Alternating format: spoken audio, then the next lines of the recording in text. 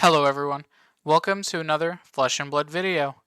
In this one, we're going to be taking a look at Blaze Firemind, the not newest hero in the Blitz format, but the newest Blitz-only hero in the Blitz format.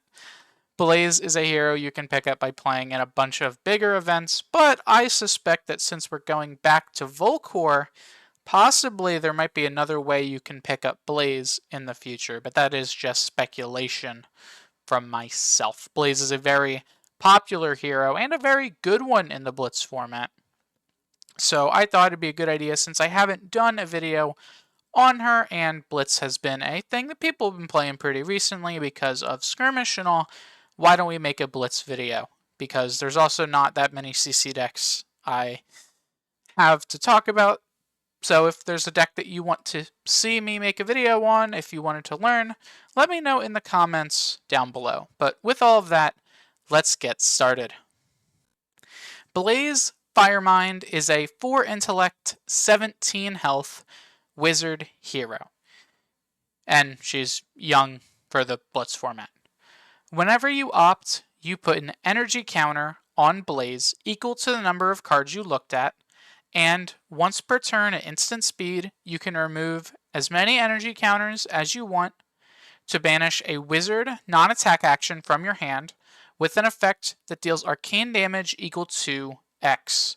You may play that card this turn as though it were an instant. Blaze's ability is that once per turn spell that all the Icelander players used to love. Although you don't get the disruption, you are normal wizard and you can play red, so you get the kill power. That's where Blaze's strength comes in. She is a wizard who can easily set up a good card in her arsenal, and because she wants to opt a lot, she's going to be setting up the top of her deck too, to hopefully be able to draw into something good, or use a card like, say, Sonic Boom to dig something off the top. Blaze has a lot of cards that we're going to be looking at that increase this card's damage, which won't require you to pay more energy counters since those are a modifier, although there are some interactions I will talk about that will impact the amount of counters you need to spend. But pretty much this is a deck that wants to be opting a lot, so you can be playing a lot of spells on opponents' turns. For your main equipment, Talismanic Lens is going to be the main helmet just because it opts to. It lets you get 2 counters on Blaze. For your chest piece, we're going with the Spellfire Cloak. Normally, you'll be using this just to activate your Stormstriders, and there isn't really another chest piece that we want to be playing since our games are going to be going pretty fast. Metacarpus Nodes is the premier increased damage Wizard Glove, so we're bringing it. And Stormstriders are just really good. I don't have to say much about Stormstriders. Our weapon is, of course, Waning Moon, because we are being able to play a spell every turn, so we can just, throw it in on all of our turns to get 3 free damage. There actually is another chess piece in this deck, being the Illuvian Constellas, because if we're playing a Wizard Mirror, it's going to be a little slower, so we can get those counters for our Waning Moon to get a free Waning Moon off once in a while. But other than that, it's going to be Spellfire Cloak pretty much all the time. Next, let's take a look at the main board. Starting with our opt sources. Opting is the most important thing that we can do in this deck because it lets us play all of our other cards, so the cards we use to opt are going to be very important. Starting with Cindering Foresight, we are playing a full 6 copies in this deck list. This is a 0-cost 2-block wizard action that if it's not your turn, you can play it as an instant, and it gives your next spell that does arcane an additional 1 arcane. The notable thing about this is the red lets you opt 3, yellow 2, and blue 1. So this is a damage amp that also gives you more counters for Blaze to use. Whisper of the Oracle, we are playing 4 of it, the red and the blue. We're on 2 red and 2 blue. This is because it's just a good 3 block that gives us a lot of counters. If we play the red early, We'll get 4 counters on Blaze, which lets us play pretty much all of the spells in our deck, a good majority of them. One of them we can't play with just 4, but we'll probably have more than 4 if we're also using Talismanic Lens. With that, though, it does block 3, so if we do ever need to block with it, it's fine. And the blue is also just a blue block 3/0 cost, so it's really not bad. The last card that you should be playing, I will talk about Eye of Ophidia in a second, is Gaze the Ages. This is a wizard action 3-block blue that also has you opt 2, but if you've played another wizard non-attack action, you put it into your hand. That will really only come up during your turn because you can't really play it on an opponent's turn as easily, but it can come up. You can hit it off like a sonic boom and then put this back into your hand. It happens. It's a card to note. It's just here because it opts. Now, I did mention Eye of Ophidia. Before I go any more, we do have an Eye of Ophidia and a Will of Arcana in this deck. These are Fableds. You might not have them, nor have the money to get them. So if you don't have them, they are easily replaced just by another blue spell. As you'll notice, this deck does not have Aether Arc in it. Instead, we're playing Destructive Aethertide or Arcane Twining. We'll talk about them when we get to those 2 spells, but you could just play the 3rd Aether Arc instead over these 2 and play all 3 of the really good 1 damage zaps. So if you don't own an Eye or Will of Arcana, play Aether Arc, or if you opt to play Aether Arc over one of these, play the one that you're cutting. Pretty simple to understand there, but these 2 are really good for the deck. Will of Arcana giving you 1 amp just lets you get 1 free damage whenever you draw it, and Eye of Ophidia opting you 2 just lets you play more spells because it'll give you more counters. Let's look at the rest of the blues for this deck. I already talked about Destructive Aethertide and Arcane Twining when I talked about the Fableds, but these are just zaps that we're playing because they're blue block 3s. These 2 have, I think, stronger effects than what Aether Arc gives us. Destructive Aethertide giving us a little bit of disruption, while Arcane Twining has that discard to amp that can sometimes help us get over and kill our opponent. Again, you can play Aether Arc over one of these if you want, but these are the 2 that I prefer. Phantom Splicing is a card very similar to Arcane Twining with the same discard effect, but instead of being a 0 for 1, it is a 1 for 2, and of course we are on the reds being a 1 for 4. In addition to the 1 for 4 and 1 for 2, the red and blues, we are playing Aether Quickening. This card is again very similar, getting Go Again if we do a Surge, but having the same damage value, just not the discard effect. This card is decent on offense. Our opponent's probably going to prevent the damage, but still a 1 for 4 is nothing to laugh at, especially in Blaze where playing pretty close to playing a good amount of resources mid-game is really good since it lets you defend or keep cards in arsenal. You can use 4 counters off Blaze plus a blue to play a Quickening into a Waning Moon or a Slicing into a Waning Moon. The last blue in the deck that we have not, the last 2 blues in the deck we have not talked about are cards that require you to pay a different amount of energy counters based on the time you're playing it.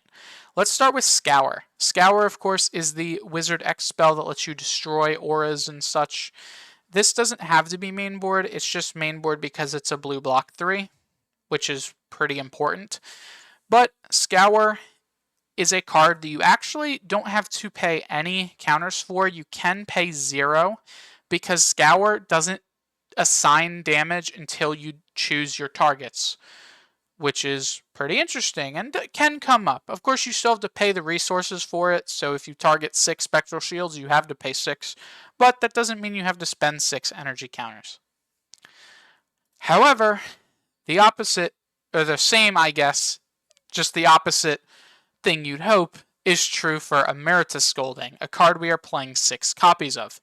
Emeritus Scolding at blue does 2 for 2, at yellow does 3 for 2, and at red does 4 for 2. However, if it's played on our opponent's turn, it does 2 bonus damage on the base value. The thing about Emeritus Scolding, though, is because we're playing it on an opponent's turn with Blaze, Blaze is going to see that big number and say, hey, we're doing 6 arcane. You need to spend 6 energy to do so. And even though that's a high energy cost, these spells are still insanely good in Blaze. The red coming in for 6 before any pumps is incredible. The yellow being a good number at 5, and the blue still being playable at 4. Of course, we'd rather be playing one of our red 1 for 4s instead of the blue, but the blue's still a block 3. So we are on all 6 copies. The last spells in the main board are just some spells we have at our normal 2 of play set, either it be because they're M or because we don't really want the other colors. Aether Spindle is a 2 for 4 that opts X based on damage dealt. This is just more opting. That's the only reason why we're on to red Aether Spindle. Internal Inferno is a 1 for 4 that has the surge effect to be playable again that turn. This can come in during your own turn if you can pump it up a bit with some amp. If it take more than 4, notably you need to use the Blaze on the original copy to banish it, because you can't play it again from banish as an instant if it banishes itself. You'll have to play it as your actual action. But if you have something like, if you float on splicings or a pitched Will of Arcana, you can easily throw this for 6. If they don't prevent 2 there, they'll take the damage, and then you can play it again for your action. Other than that, it's just a 1 for 4. It's better than Scalding Rain, so this card is a card I would suggest being played. It is good value for its cost. And then the final one is Sonic Boom. This is a 2 for 3, but if it does damage, we get to look at our top card. If it's a wizard non-attack, banish it, play it as an instant with cost X less than the damage that Sonic Boom dealt. So if it does at least 2, we're playing any card in our deck. This is really easy to confirm because we're opting so much. We can easily play a Cindering Foresight beforehand to try to make sure we have a spell that we can play on the top. So Sonic Boom is a very good card to have in this deck. Rounding out the sideboard of the deck, this will be a pretty fast video because we are talking about Blitz. Just to round out the sideboard here, we do have a few defense reactions since we're not playing off the top. Not every card in our deck has to be an action. We can play some D-Reacts. Absorbent Aether is a 1 for 4 that gives our next card that does Arcane 2 more damage. This is really good with Blaze because we're generally already having a ton of resources, so we can easily pay the 1 for it, and that 2 extra damage can be incredible off things like Aether Spindle or Sonic Boom to give us that bonus value. Fate Foreseen is going to be our best generic D-React just because of the Opt 1 giving us an energy counter. The Sink Below isn't as important as the Fate Foreseen in this deck because the opting is so key. And then we already talked about Alluvian Constellas a little bit, so Aetherize is our last card in our sideboard, just to come in versus decks we think are on things like Oasis Respite or any other instance that costs 1 or less that we want to negate. But with all of that, that is going to be the end of the video. Next week, we'll probably take a look at another deck for the Classic Constructed format. Not sure which deck as of right now, but we also saw a few more spoiler cards, a few that I'm pretty excited for. So I'm hoping we get the weapons soon, because once we get the weapons, I think we'd have at least enough information to talk about the new Draconic heroes a bit. But I don't remember when they said, but I think in December sometime we were going to get a bunch of assassin cards shown, I think. So that would be really cool for when we see those. But until then, we'll just be back on our normal once a week deck list. So with that, I hope you all had a good day, and I will see you in the next video. Goodbye.